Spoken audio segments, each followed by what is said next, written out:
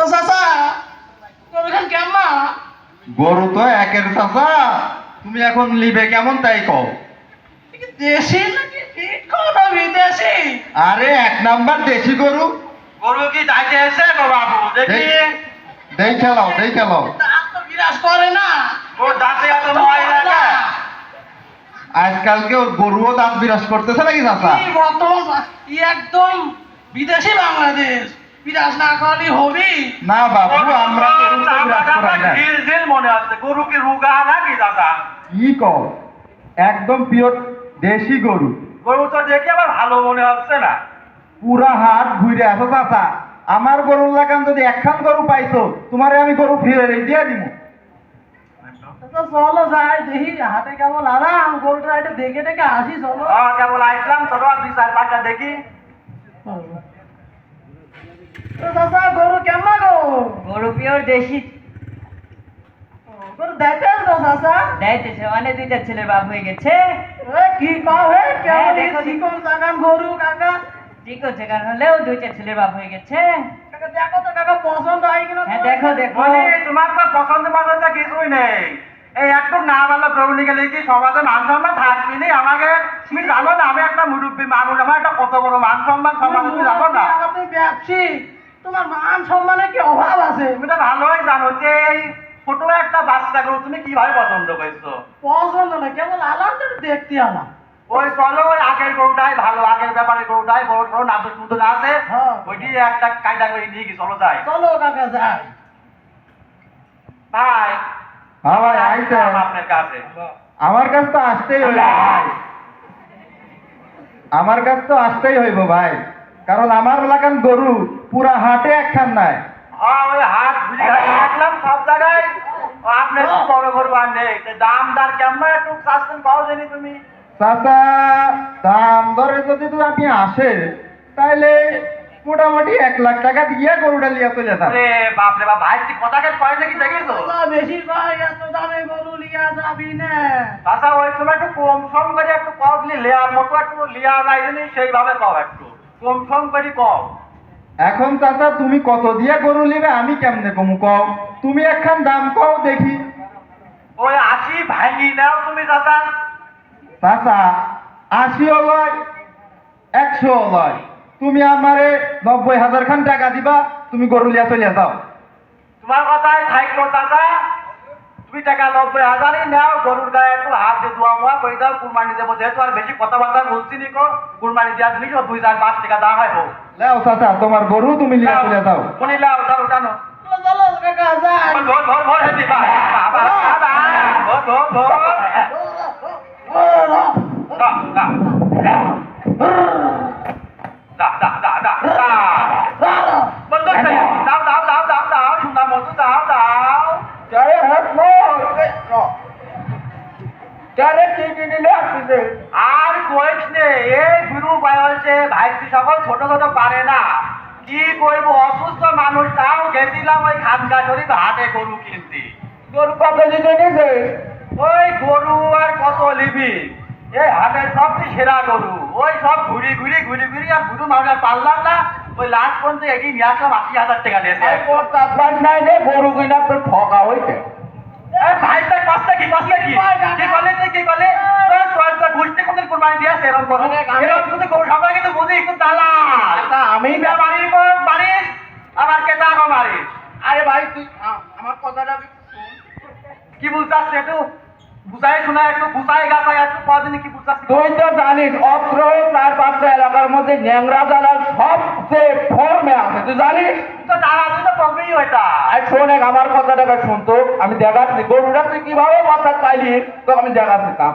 এই দেখ গরুদের সিনাটা, এই যে সিনা, এই গরুর সিনার কোনো গোস্তই নাই। আর এরকম নাচ পুরুষ কি দেখা যাচ্ছে তা খাও না কেতা? আরে ভাই এই গরু পুরাই ভিট খাওয়ানি, এই দেখ এই মাংস মনে হয় মাংসই করে না, এই গরু একবার পুরা নরম গোস্ত।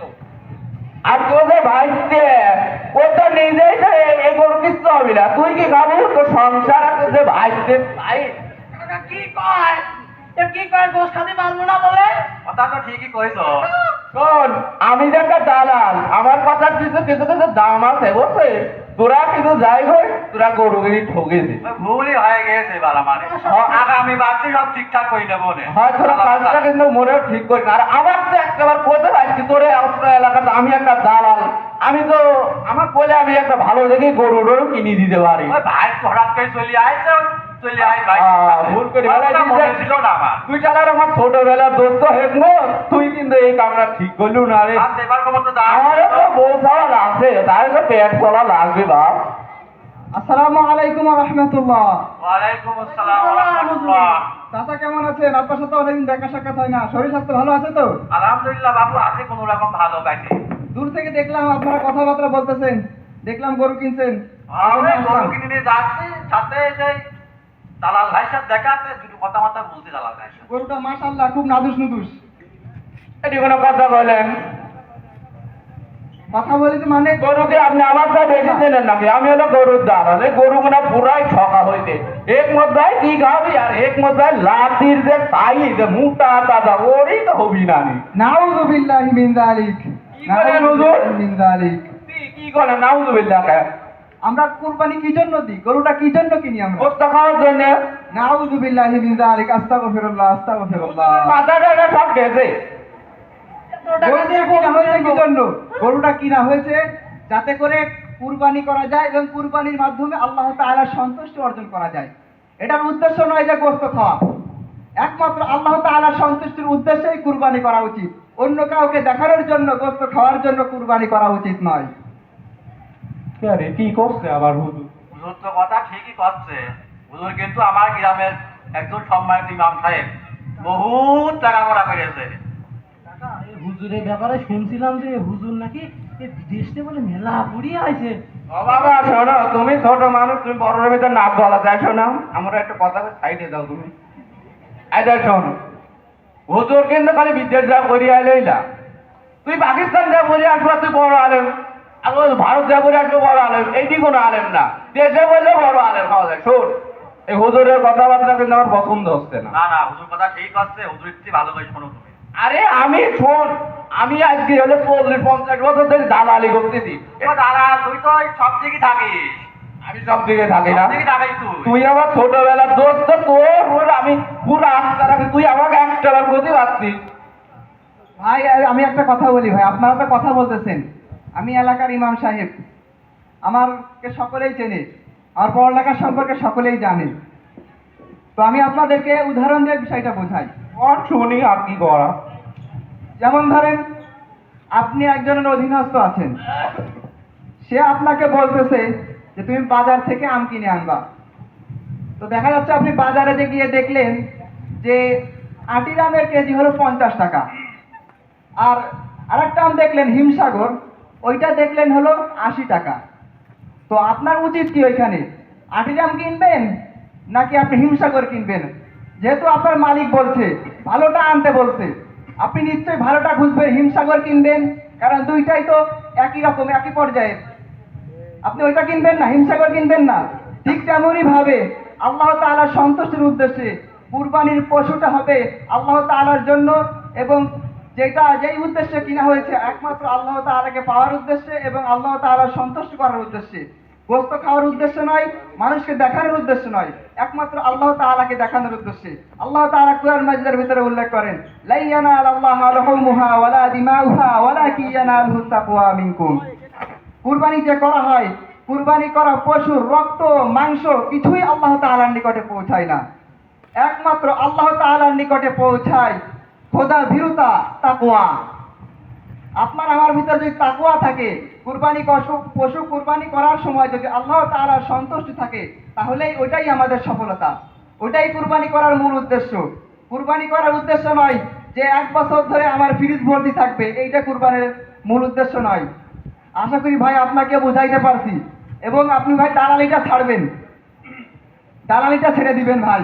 তো হুজুরের কথা কিন্তু প্রত্যেকটাই বেকা বেকা হুজুর বাবা একটু কথা দেখা করি কয় তুমি দাঁড়াও যে তোমার তো বাদবি তোমার দেশে যে বাদ তোমার তো বাদবি একটু তুই আমার লোক হুজুরের লোক আমি এখন হুজুরের দলে হুজুরের দলে আর নেই, একটু তুই দাঁড়াও। শোন আমার একটা ফতোয়া তুই শোন আমিও তো লেখাপড়া করেছি একটু শোন তোর লেখাপড়ায় ভোতা চলবি নি নাকি আরে দোস্ত তুই শোন তুই আমার স্কুলের ভাঙা স্কুলে পড়েছি তোর কথা চলে লাগে এখানে শোন খালি পড়া লাগে না, দেশ বিদেশে ঘুরলে আমিও তো 6-7টা রাষ্ট্র দালাল, সব তোরে আমার চয়েস করে আমার খেয়াল লাগে, বুঝছো?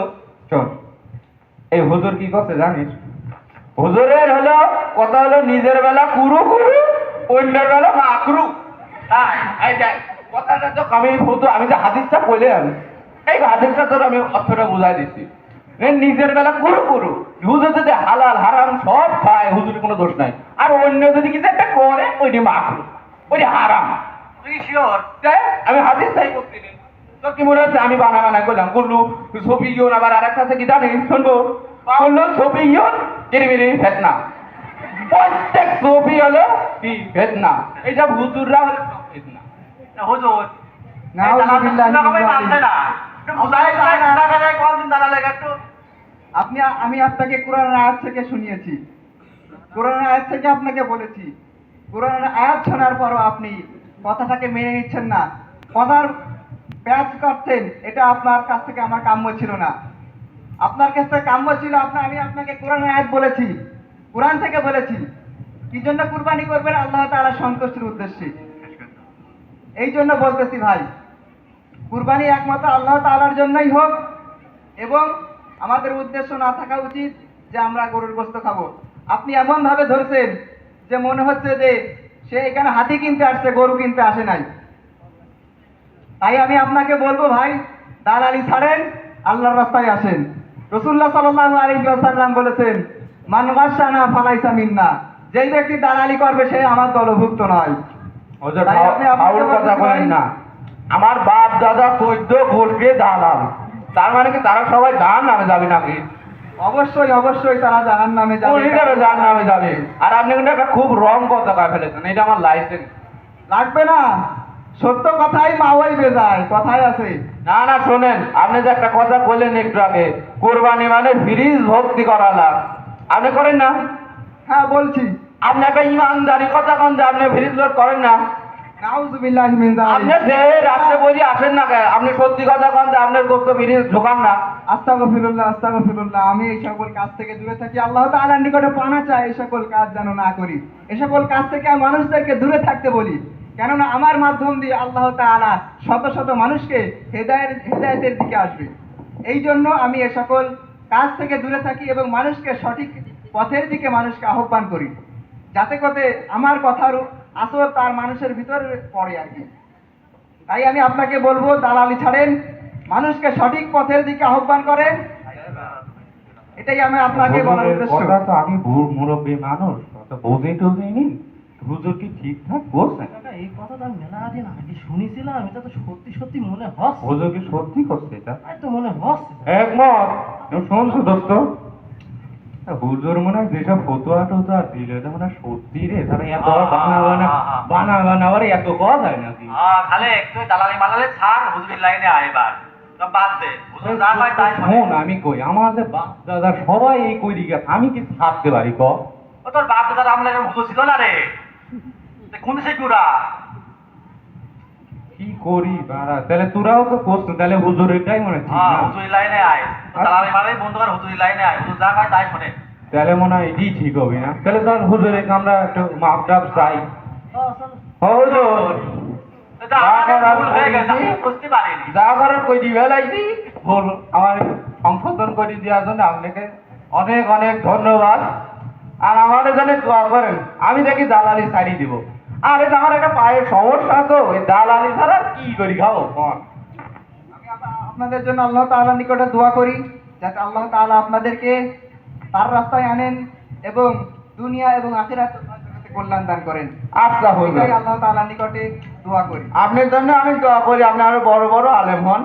আর হুজুর, এই গরু আইলে নিয়ে যাচ্ছে বাড়ি, ওই ঈদের নামাজ কিন্তু পড়ি, সবার আগে কিন্তু আমারটা দবে হবে বলছিলাম। ইনশাআল্লাহ। তাহলে হুজুর আজকে মতো গেলাম। আসসালামু আলাইকুম ওয়া রাহমাতুল্লাহ। দেখো আজকের হাটে যাবো না রে দোস্ত, আজকে দালালি মালালি সব ছাড়িয়ে দেবো, আর দালালি করবো না। সম্মানিত উপস্থিতি।